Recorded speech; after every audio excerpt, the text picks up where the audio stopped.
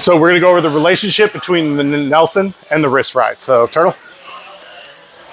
So if he's all shelled up like this, I might not Nelson him. I'll probably go wrist. I do more wrist rides than anything in jiu-jitsu because of this, right? Because it's easy to get in and get both of these arms hooked, get his arms hooked, and he still feels kind of safe here. And then what that lets me do is start to drive him over. And because it's jiu-jitsu and I don't need to pin him, I'll let him stay belly down and I'll just start to open this hand up.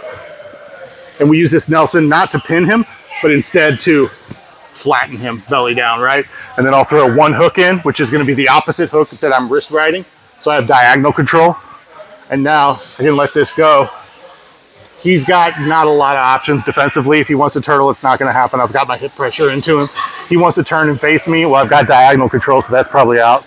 So he's gonna do something dumb usually at some point. He's gonna reach, he's gonna put this hand on the ground, he's gonna start to push up. And as soon as he does, that leads me into like my arm triangle, or I like this like Rotolo team style arm triangle from here. You get here, get your chest behind him and draw. So, turtle.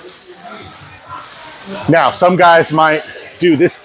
If they've watched like Eduardo Tellez, who has a really good turtle game, you might start to see them play these arms less in and more out, but low. So like, exactly, so he's low. And what that does is it lets him protect his head and it keeps him in a more movable position. Now he can post up, sit out, switch, do things like that, right?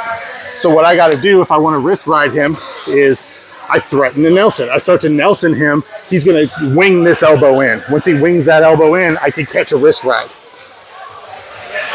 If he's in tight and I wanna Nelson him, I start to go wrist ride, he rotates out and swings his arm up.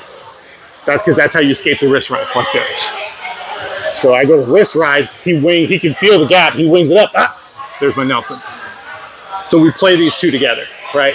And now once I have my Nelson and I'm tight, pull him in, far side wrist ride, and now I can go about my turn.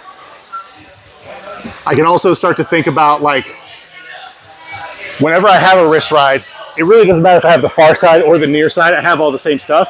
But if say I get this near side, I want diagonal control.